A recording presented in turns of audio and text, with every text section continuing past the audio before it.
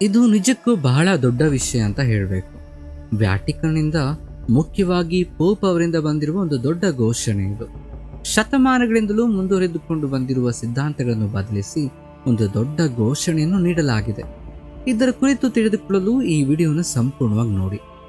ಸಾಮಾನ್ಯವಾಗಿ ನಾವು ಕ್ಯಾಥಲಿಕರನ್ನು ಗಮನಿಸಿದಾಗ ಅವರು ಮಾತೆ ಮರಿಯಳನ್ನು ಪೂಜಿಸುವುದು ಮತ್ತು ಮಾತೆ ಮರಿಯಳಿಗೆ ಪ್ರಾರ್ಥನೆ ಮಾಡುವುದು ಇದೆಲ್ಲವನ್ನು ನೋಡ್ತೇವೆ.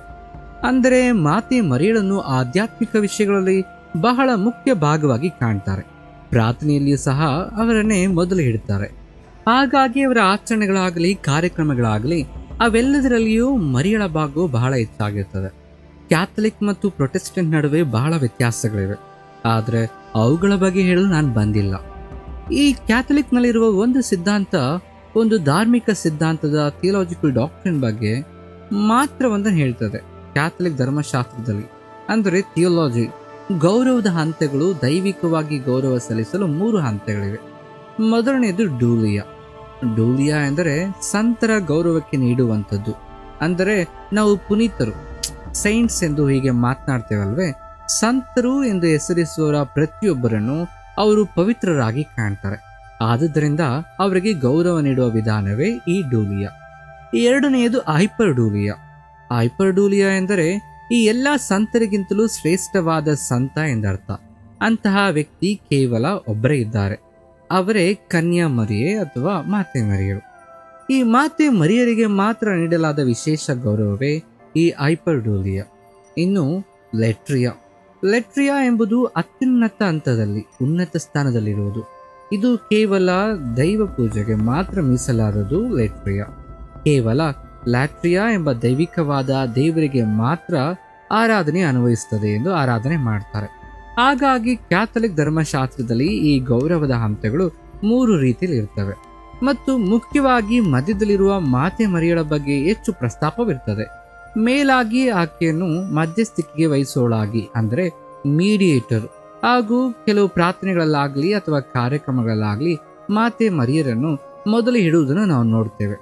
ಅಷ್ಟಲ್ಲ, ಮೇರಿ ಮಾತೆ, ಗುಣದಲ ಮಾತೆ, ಹೀಗೆ ಮಾತೆ ಮರಿಯಳ ಹೆಸರಿನಲ್ಲಿರುವ ಚರ್ಚ್ಗಳು ನಾವು ಕ್ಯಾಥಲಿಕ್ನಲ್ಲಿ ನೋಡ್ತೇವೆ. ಇನ್ನೊಂದು ವಿಷಯವೆಂದರೆ ಕ್ಯಾಥಲಿಕ್ ಧರ್ಮಶಾಸ್ತ್ರದ ಪ್ರಕಾರ ಪೂಜೆ ಬೇರೆ, ಆರಾಧನೆ ಬೇರೆ. ಆದುದರಿಂದ ಮಾತೆ ಮರಿಯಳಿಗೆ ಮಾಡುವುದು ಪೂಜೆ ಹೊರತು ಆರಾಧನೆಯಲ್ಲ ಎಂಬುದು ಅವರ ಧಾರ್ಮಿಕ ವಿಷಯ.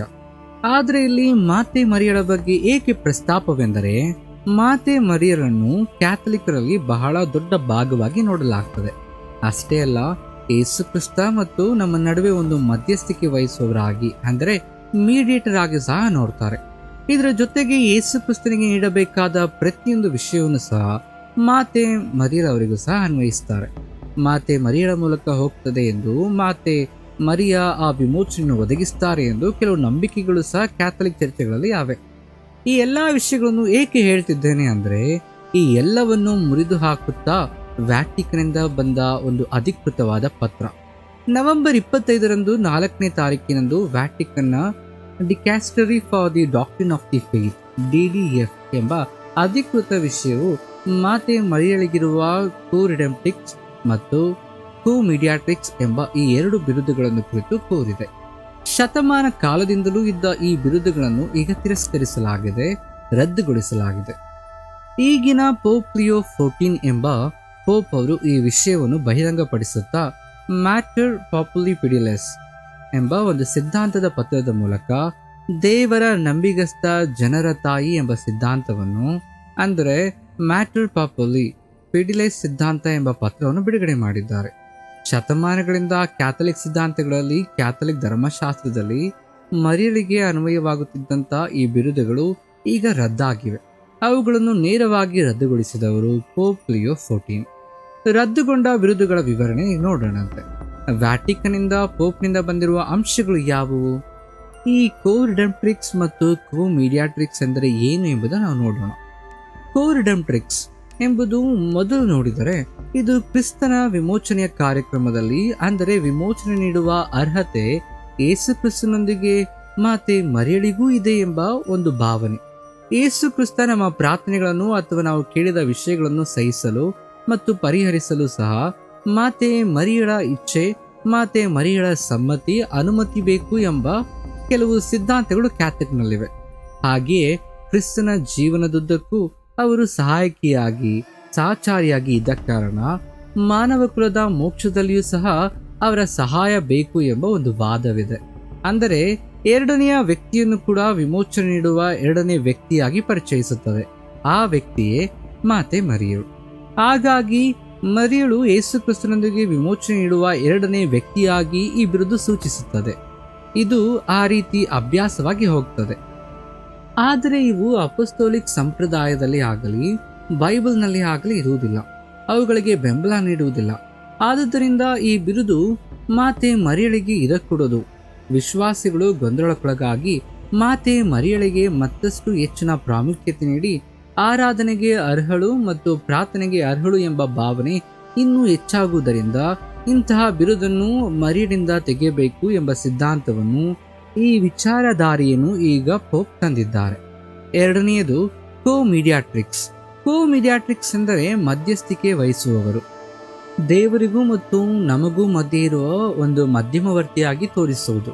ಹಾಗಾಗಿ ಮಾತೆ ಮರಿಯಳು ಜನರಿಗೂ ಮತ್ತು ದೇವರಿಗೂ ಮಧ್ಯೆ ಜನರಿಗಾಗಿ ಪ್ರಾರ್ಥಿಸುವ ವ್ಯಕ್ತಿಯಾಗಿರ್ತಾಳೆ ಮತ್ತು ಮರಿಯೇ ಜನರಿಗಾಗಿ ಪ್ರಾರ್ಥಿಸ್ತಾರೆ ಹಾಗೂ ದೇವರಿಗೂ ಮತ್ತು ನಮಗೂ ಮಧ್ಯ ವ್ಯಕ್ತಿಯಾಗಿರ್ತಾರೆ. ಅಂತಹ ಪ್ರಸ್ತಾಪವನ್ನು ಕೇವಲ ಮಾತೆ ಮರಿಯಳಿಗೆ ನೀಡುವುದರಿಂದ ಆಕೆಯನ್ನು ಆಧ್ಯಾತ್ಮಿಕ ತಾಯಿಯಾಗಿ ವಿಶ್ವಾಸಿಗಳಿಗೆ ದೇವರ ಕೃಪೆಯನ್ನು ತರಲು ಹಾಗೂ ನಮ್ಮ ಪ್ರಾರ್ಥನೆಗಳನ್ನು ತೆಗೆದುಕೊಂಡು ಹೋಗಲು ಮತ್ತು ತಲುಪಿಸಲು ಸಹಾಯ ಮಾಡುವ ತಾಯಿಯಾಗಿ ಮಧ್ಯಸ್ಥಿಕೆಯಲ್ಲಿ ಇರಿಸಿದರು. ಇದು ಹೇಗೆ ನಡೆಯುತ್ತದೆ? ಯೇಸು ಕ್ರಿಸ್ತನ ಮೂಲಕ ಮಾತ್ರ ದೇವರಿಗೂ ಮತ್ತು ನಮಗೂ ಮಧ್ಯೆ ವಿಮೋಚನೆ ನಡೆಯುತ್ತದೆ. ದೇವರಿಗೂ ಮತ್ತು ನಮಗೂ ಮಧ್ಯವರ್ತಿಯು ಆತನೇ. 1 ತಿಮೋಥಿ 2:5 ನೋಡಿದಾಗ ದೇವರು ಒಬ್ಬನೇ, ದೇವರಿಗೂ ಮನುಷ್ಯರಿಗೂ ಮಧ್ಯವರ್ತಿಯು ಒಬ್ಬನೇ, ಆತನೇ ಮನುಷ್ಯನಾದ ಯೇಸು ಕ್ರಿಸ್ತ ಎಂದು ಸ್ಪಷ್ಟವಾಗಿ ತಿಳಿಸಲಾಗಿದೆ. ಮಾತೆ ಮರಿಯಳ ಮೂಲಕ ಮಾತ್ರ ಬರ್ತದೆ ಎಂದು ಮಧ್ಯವರ್ತಿತ್ವವನ್ನು ಆಕೆಗೆ ಆರೋಪಿಸುವುದು ಸರಿಯಲ್ಲ ಎಂದು ಹೇಳಿ ಈ ಘೋಷಣೆಯ ಮೂಲಕ ಆ ಬಿರುದನ್ನು ರದ್ದುಗೊಳಿಸಿದ್ದಾರೆ. ಹಾಗೆಯೇ ಈಗ ಮಾತೆ ಮರಿಯಳನ್ನು ಎಲ್ಲಾ ಕೃಪೆಗೆ ಪ್ರಾರ್ಥನೆಯ ಫಲಗಳಿಗೆ ಒಂದು ಮಧ್ಯವರ್ತಿ ಅಂದರೆ ಮೀಡಿಯೇಟರ್ ಎಂದು ಕರೆಯಬೇಡಿ ಎಂದು ಹೇಳಿ ಆ ಬಿರುದನ್ನು ವ್ಯಾಟಿಕನ್ ರದ್ದುಗೊಳಿಸಿದೆ. ಇಂತಹ ಭಾವನೆಯು ಮೊದಲ ಶತಮಾನದಲ್ಲಿ ಆಗಲಿ ಅಥವಾ ನಂತರ ಆಗಲಿ ಇರಲಿಲ್ಲ. 15ನೇ ಶತಮಾನದಿಂದ ಇದು ಪ್ರಾರಂಭವಾಗಿದೆ. 15ನೇ ಶತಮಾನದಲ್ಲಿ 10ನೇ ಶತಮಾನದಿಂದಲೂ ಅಸ್ತಿತ್ವದಲ್ಲಿದ್ದ ರಿಡೆಂಪ್ಟ್ರಿಕ್ಸ್ ಎಂಬ ಒಂದು ಇಂದಿನ ಪ್ರಾರ್ಥನೆ ಇರುತ್ತದೆ. ಇದರ ಅರ್ಥ ವಿಮೋಚಕನ ತಾಯಿ ಎಂದು. ಆ ವಿಮೋಚಕನ ತಾಯಿ ಎಂಬ ಅರ್ಥ ನೀಡುವಂತಹದನ್ನೇ ವಿಮೋಚನೆ ಒದಗಿಸುವ ತಾಯಿ ಎಂಬುದಕ್ಕೆ ಕುರುಹಾಗಿ ತಂದರು. ಹಾಗಾಗಿ 15ನೇ ಶತಮಾನಕ್ಕೆ ಬರುವಷ್ಟರಲ್ಲಿ ಕೋ ರಿಡೆಂಪ್ಟ್ರಿಕ್ಸ್ ಎಂಬ ಬಿರುದನ್ನು ಕೂಡ ಮಾತೆ ಮರಿಯಳಿಗೆ ನೀಡಲಾಯಿತು. ವಿಮೋಚನೆ ಒದಗಿಸುವ ಎರಡನೇ ವ್ಯಕ್ತಿಯಾಗಿ ಸ್ವೀಕರಿಸಲ್ಪಡುವುದು. ಹಾಗೆಯೇ ದೇವರಿಗೂ ಮತ್ತು ನಮಗೂ ಮಧ್ಯವರ್ತಿಯಾಗಿ ಮಾತೆ ಮರಿಯಳು ಇರುವುದು. ಮರಿಯಳ ಮೂಲಕವೇ ಕೃಪೆ ಬರುವುದು, ಮರಿಯಳ ಮೂಲಕವೇ ಎಲ್ಲವೂ ನಡೆಯುವುದು, ಮರಿಯಳ ಮೂಲಕವೇ ಪ್ರಾರ್ಥನೆಗಳು ತಲುಪುವುದು ಎಂಬ ಸಿದ್ಧಾಂತಗಳು ಇಲ್ಲಿ ಬಂದಿದ್ದವು. ಕ್ಯಾಥಲಿಕ್ ಸಿದ್ಧಾಂತಗಳಲ್ಲಿ ಅಂತಹ ಪರಿಸ್ಥಿತಿಗಳು ಇದ್ದಾಗ ಅವುಗಳನ್ನು ಇನ್ನಷ್ಟು ಕೆಟ್ಟದಾಗದಂತೆ ಕ್ರಮ ತಪ್ಪದಂತೆ ಸರಿಪಡಿಸಲು ಈ ಘೋಷಣೆಯನ್ನು ತರಲಾಗಿದೆ. ಆದುದರಿಂದ ಈ ಘೋಷಣೆಯ ಮೂಲಕ ಮಾತೆ ಮರಿಯಳಿಗಿದ್ದ ಈ 2 ಬಿರುದುಗಳು ಕೂಡ ರದ್ದುಗೊಂಡಿವೆ. ಇಂದಿನಿಂದ ಕೋ ರಿಡೆಂಪ್ಟ್ರಿಕ್ಸ್ ಅಲ್ಲ, ಏಕೆಂದರೆ ವಿಮೋಚನೆ ಒದಗಿಸುವವರು ಮಾತೆ ಮರಿಯ ಅಲ್ಲ, ಮತ್ತು ಕೋ ಮೀಡಿಯಾಟ್ರಿಕ್ಸ್ ಕೂಡ ಇಲ್ಲ, ಅಂದರೆ ಮಧ್ಯವರ್ತಿತ್ವವನ್ನು ವಹಿಸುವ ವ್ಯಕ್ತಿಯಾಗಿಯೂ ಅವರಿಲ್ಲ. ಈಗ ಮಾತೆ ಮರಿಯಳಿಗಿರುವ ಈ ಬಿರುದನ್ನು ತೆಗೆದುಹಾಕಬೇಕು ಎಂದು ಹೇಳಿ ಆಕೆಯ ಗೌರವಕ್ಕೆ ಮಾತ್ರ ಧಕ್ಕೆ ತರಬಾರದು ಎಂದು ಘೋಷಣೆಯಲ್ಲಿ ಅಳವಡಿಸಲಾಗಿದೆ. ವ್ಯಾಟಿಕನ್ ಈಗ DDF ಪತ್ರವನ್ನು ಏಕೆ ಬಿಡುಗಡೆ ಮಾಡಿದೆ, ಏಕೆ ಬಿರುದುಗಳು ರದ್ದುಗೊಳಿಸಿದೆ ಎಂಬುದಾಗಿ ನಾನು ಸರಳವಾಗಿ ಹೇಳ್ತೇನೆ. ಕೋ ರಿಡೆಂಪ್ಟ್ರಿಕ್ಸ್ ಎಂಬ ಬಿರುದು ಇರುವುದರಿಂದ, ಆ ಬಿರುದು ಇರುವುದು ಮತ್ತು ಮಾತೆ ಮರಿಯಳನ್ನು ಹಾಗೆ ನೋಡುವುದರಿಂದ ಕ್ರಿಸ್ತನ ವಿಶೇಷ ಪಾತ್ರವು ಮರೆಯಾಗ್ತದೆ. ರಕ್ಷಣೆ ಒದಗಿಸುವ, ವಿಮೋಚನೆ ಒದಗಿಸುವ ಆ ಪ್ರಮುಖ ವ್ಯಕ್ತಿಯಾಗಿ ಮಾತೆ ಮರಿಯಳನ್ನು ನೋಡುವ ಅಭ್ಯಾಸವಾಗಿ ಬದಲಾಗ್ತದೆ. ಅದಕ್ಕಾಗಿಯೇ ಯೇಸು ಕ್ರಿಸ್ತ ಮಾತ್ರ ರಕ್ಷಣೆ ಮತ್ತು ವಿಮೋಚನೆ ಒದಗಿಸುವ ವ್ಯಕ್ತಿಯಾಗಿರುವುದರಿಂದ ಆತನಿಗಿರುವ ವಿಶೇಷ ಪಾತ್ರವನ್ನು ಹಾಳು ಮಾಡಬಾರದು, ಆತನೊಂದಿಗೆ ಸೇರಿಸಬಾರದು ಎಂಬ ಉದ್ದೇಶದಿಂದಲೇ ವಿಮೋಚನೆ ಒದಗಿಸುವ ವ್ಯಕ್ತಿಗಳು ಇಬ್ಬರಿಲ್ಲ, ಒಬ್ಬರೇ ಇರುತ್ತಾರೆ ಎಂಬ ಉದ್ದೇಶವನ್ನು ಬಲಪಡಿಸಲು ಈ ಸಿದ್ಧಾಂತವನ್ನು ತರಲಾಗಿದೆ. ಅದಕ್ಕಾಗಿಯೇ ಮಾತೆ ಮರಿಯಳಿಗಿರುವ ಬಿರುದನ್ನು ತೆಗೆದುಹಾಕಲಾಗಿದೆ. ಹಾಗೆಯೇ ಕ್ರಿಸ್ತನ ಮಧ್ಯವರ್ತಿತ್ವದ ಬಗ್ಗೆ ಇದು ಬಹಳ ಗೊಂದಲಮಯ ಪರಿಸ್ಥಿತಿ ಸೃಷ್ಟಿಸುತ್ತದೆ. ಏಕೆಂದರೆ ನಾವು ಪ್ರಾರ್ಥನೆ ಮಾಡುವಾಗ ಅಥವಾ ವಿನಂತಿಗಳನ್ನು ಕೇಳುವಾಗ ನಮಗೆ ಮೇಲಾಗಿ ಸಂತರು ಅಂದರೆ ಸೈಂಟ್ಸ್ ಇರ್ತಾರೆ. ಅಂದರೆ ಪುನೀತರು, ಪರಿಶುದ್ಧರು ಎಂದು ಕರೆಯಲ್ಪಡದು ಇರ್ತಾರೆ. ಅವರನ್ನು ಸಂತರು ಎಂದು ಕರೆಯುತ್ತೇವೆ. ಅವರ ಮೇಲೆ ಮಾತೆ ಮರಿಯ ಇರ್ತಾರೆ. ಮಾತೆ ಮರಿಯಳ ಮೂಲಕವೇ ಕೃಪೆಯಾಗ್ಲಿ, ಅನುಗ್ರಹಗಳಾಗ್ಲಿ, ಫಲಗಳಾಗ್ಲಿ ಬರ್ತವೆ. ಮಾತೆ ಮರಿಯಳ ಮೂಲಕವೇ ಪ್ರಾರ್ಥನೆ ಅಗತ್ಯತೆಗಳನ್ನು ಕೇಳ್ತೇವೆ. ಮರಿಯಳು ಪ್ರಾರ್ಥನೆ ಮಾಡಿ ಕೇಳ್ತಾರೆ. ಹೀಗೆ ಮರಿಯಳಿಗೆ ಒಂದು ವಿಶೇಷ ಸ್ಥಾನ. ಅದರ ನಂತರ ಯೇಸು ಕ್ರಿಸ್ತನು ಇರ್ತಾರೆ. ಅದರ ನಂತರ ದೇವರು ಇರ್ತಾರೆ. ಹಾಗಾಗಿ ಕ್ಯಾಥಲಿಕ್ ಸಿದ್ಧಾಂತಗಳಲ್ಲಿ ಯಾವ ರೀತಿಯ ಸ್ಪಷ್ಟತೆಯೂ ಇಲ್ಲದ ಗೊಂದಲದಿಂದ ಕೂಡಿದೆ ವಿಷಯವಾಗಿದೆ. ಆದರೆ ಕೆಲವರು ನಾವು ಪ್ರಾರ್ಥನೆ ಮಾಡುವುದು ಮಾತೆ ಮರಿಯಳಿಗೆ ಮಾಡ್ತೇವೆ, ಮಾತೆ ಮರಿಯಳಿಂದ ದೇವರಿಗೆ ಹೋಗ್ತದೆ ಎಂತಾರೆ. ಕೆಲವರು ನಮ್ಮ ಪ್ರಾರ್ಥನೆಯ ನಂತರ ಮಾತೆ ಮರಿಯ, ನಂತರ ಯೇಸು, ನಂತರ ದೇವರು ಎಂತಾರೆ. ಇಂತಹ ಸಿದ್ಧಾಂತಕ್ಕೆ ಸಂಬಂಧಿಸಿದ ಈ ವಿಷಯದ ಬಗ್ಗೆ ಎಲ್ಲರೂ ಗೊಂದಲಕ್ಕೊಳಗಾಗದೆ ಒಂದೇ ಸಿದ್ಧಾಂತವನ್ನು ಜಾರಿಗೆ ತರುವಂತೆ DDF ಎಂಬ ಪತ್ರದ ಮೂಲಕ ಪೋಪ್ ಬಿಡುಗಡೆ ಮಾಡಿದ್ದಾರೆ. 1 ತಿಮೋಥಿ 2:5-6 ವಚನಗಳಲ್ಲಿ ನೋಡಿದರೆ, ದೇವರು ಒಬ್ಬನೇ, ದೇವರಿಗೂ ಮನುಷ್ಯರಿಗೂ ಮಧ್ಯವರ್ತಿಯು ಒಬ್ಬನೇ, ಎಲ್ಲರಿಗಾಗಿ ವಿಮೋಚನೆಗಾಗಿ ತನ್ನನ್ನು ತಾನೇ ವಿಮೋಚನಾ ಕ್ರಯವಾಗಿ ಅರ್ಪಿಸಿದ ಮನುಷ್ಯನಾದ ಯೇಸು ಕ್ರಿಸ್ತನ ಬಗ್ಗೆ ಮಾತನಾಡಲಾಗಿದೆ. ಆ ಯೇಸು ಕ್ರಿಸ್ತನಿಗೆ ಸಂಬಂಧಿಸಿದ ಪ್ರತಿಯೊಂದು ವಿಷಯವನ್ನು ವಿಚಲನಗೊಳಿಸುವುದು, ಇತರ ಸಂತರಿಗೆ ಆರೋಪಿಸುವುದು, ಆ ಸಂತರುಗಳ ಮೂಲಕ ಅಥವಾ ಮಾತೆ ಮರಿಯಳ ಮೂಲಕ ಅವುಗಳನ್ನು ಹಾಳು ಮಾಡುವುದು ನಡೆಯುತ್ತಿದೆ. ಅದಕ್ಕಾಗಿಯೇ ಅಧಿಕೃತವಾಗಿ ಎಲ್ಲರಿಗೂ ಈ DDF ಪತ್ರದ ಮೂಲಕ ತಿಳಿಸಲಾಗಿದೆ.